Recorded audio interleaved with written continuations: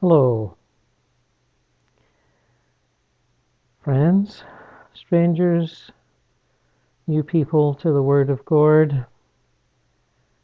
I'm improvising this one, inspired by news from Britain that two young people had been arrested in connection with an alleged bombing, shooting in the Manchester area. Police are convinced it's the anniversary of Columbine type incident. I felt maybe now it was time to talk about my Columbine retrievals of a decade ago. Many of you will have seen or heard me talk about retrievals of violent crime victims and the perpetrators themselves, and wonder why maybe I didn't speak of this before.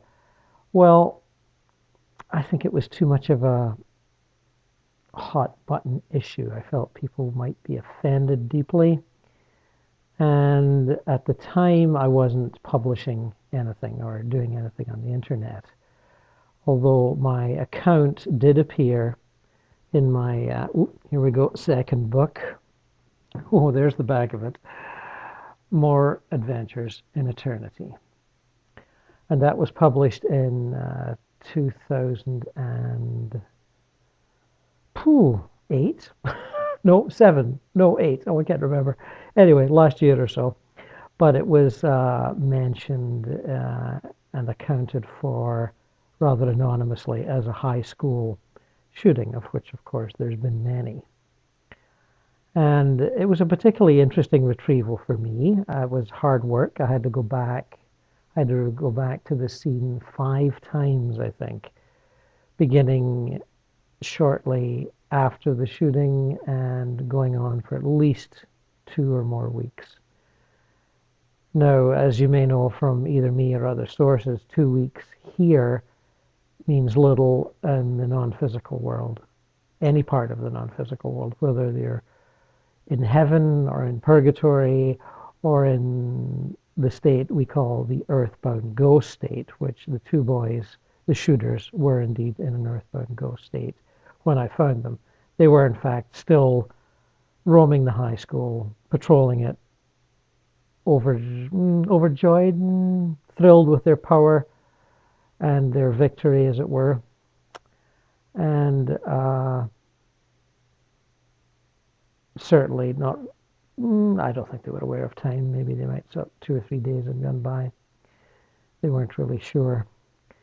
And I attempted to educate them in the nature of earthbound ghost life and what was possible and what was not possible. So let me read a little from the book here. See how much time we've got, and I'll try and fit as much in as I can.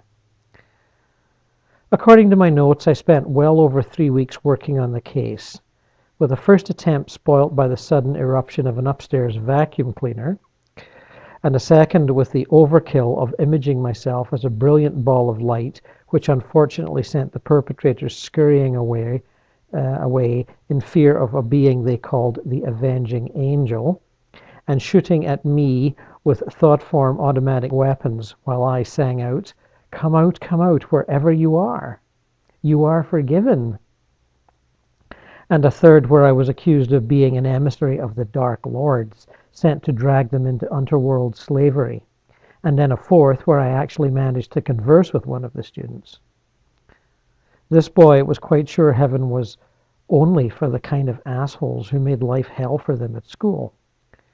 I countered that heaven was for all, including those who felt shut out by class, crime, or fear. After more debate, I finally convinced the 2 of them to come and take a look at the afterlife, and then return if it wasn't to their liking. The lakeshore holiday resort atmosphere, complete with squealing bikini-clad girls playing beach volleyball, certainly surprised them. And as some of you may know, and a lot of you may not know, a lot of the entry-level reception centers on the astral planes are designed like resort hotels, just in case you're wondering. Of course, I assured them, they're all dead too. I sense they're tempted but not ready.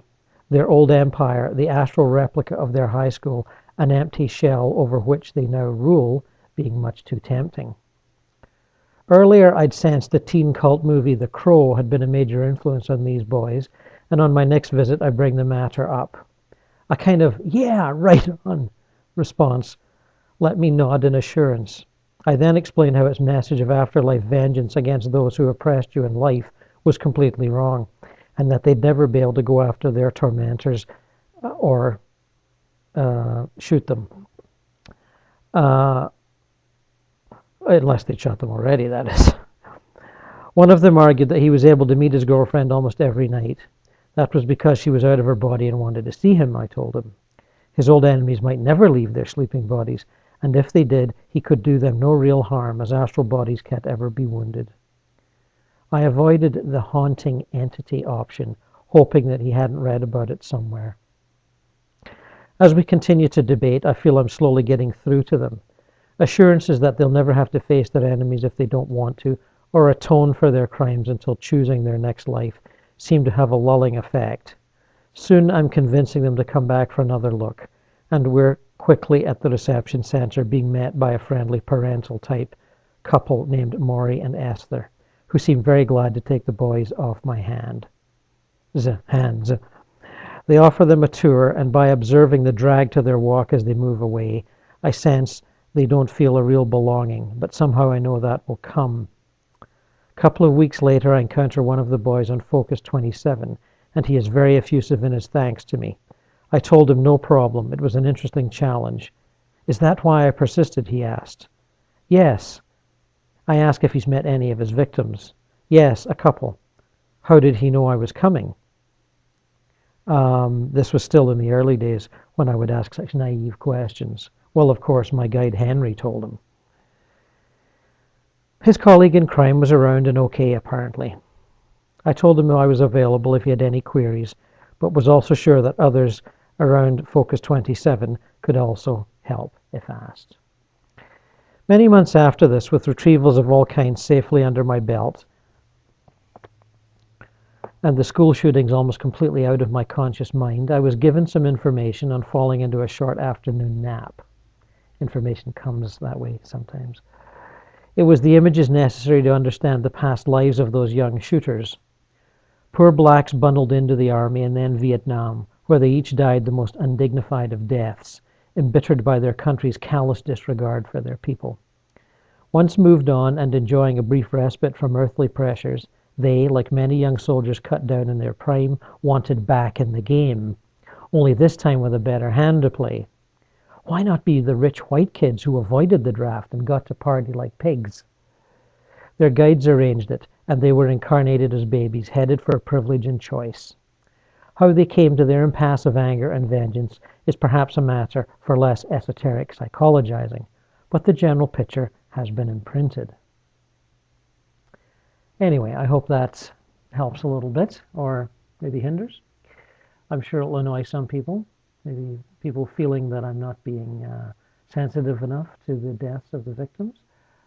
I would say that when doing many, many retrievals, as I have done and many others do, that is how one gets. And one actually does the job better if one is not emotionally involved in the trauma of the victims. So if I seem a little distanced to any of those of you who might know these people, these victims, I apologize. But I'm rather like a firefighter who has been to many, many fires and a cop who's been to many, many accident scenes. I'm a little worn by the experience. Anyway, goodbye for now.